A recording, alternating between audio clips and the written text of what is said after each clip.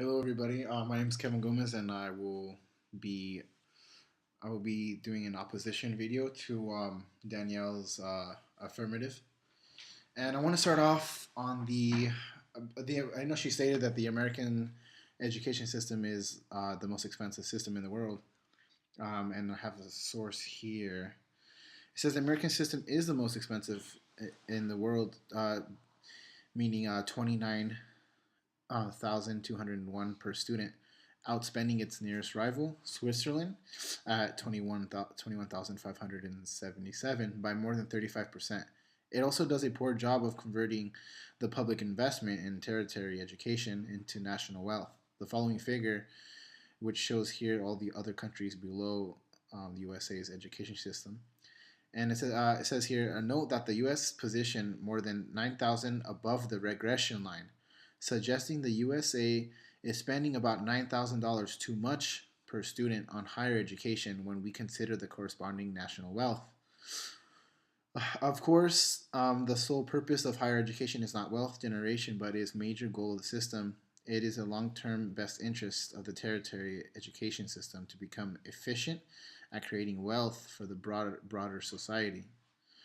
And basically, here is that I honestly think that there's way too much money being spent on the education as it is, and so I know Danielle uh, talks about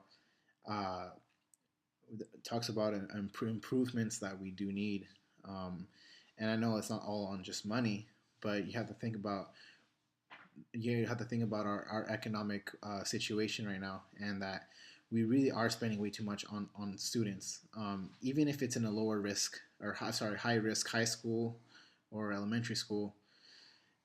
It's not good, and it's getting worse. I mean, if you look at these other countries, for example, like uh, Norway, Canada, the Ukraine, Finland, Italy, New Zealand, Israel, uh, Australia, they're spending less on other countries, but you have to think about that they're actually doing better than us in education.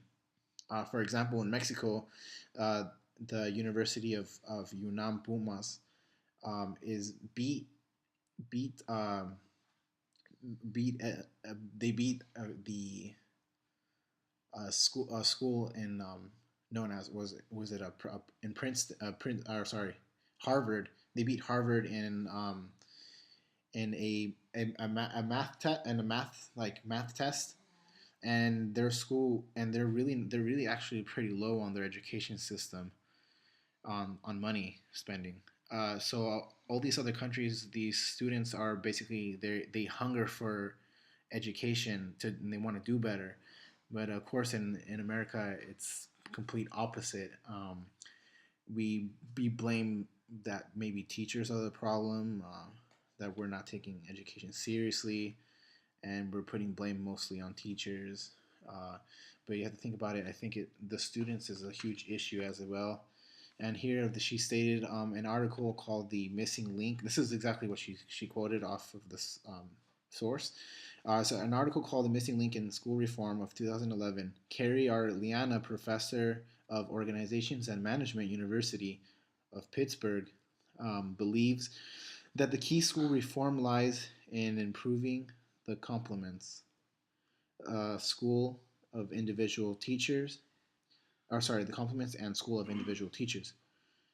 You have to think about here that this is a state issue, not a federal issue when it comes to better teachers or roles of leadership when it comes to education. Uh, we need to focus more on um, our students, and that they really need to show more improvement and to step up their game. Uh, it's not mainly our teachers. It's oh, I'm sorry. It's not. It could be the teachers, but we really don't need to have any more funding or any more money put into this into school reform for elementary and secondary education.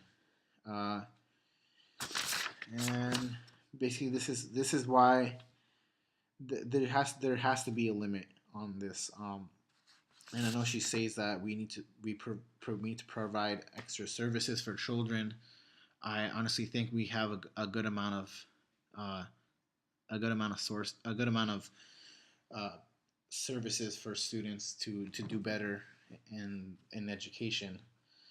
And I think that if we focus too much money on this, that it's really not going to end well for our on an economic level. And this is basically these are my reasons for that we really don't need to reform primary or secondary education. And thank you very much.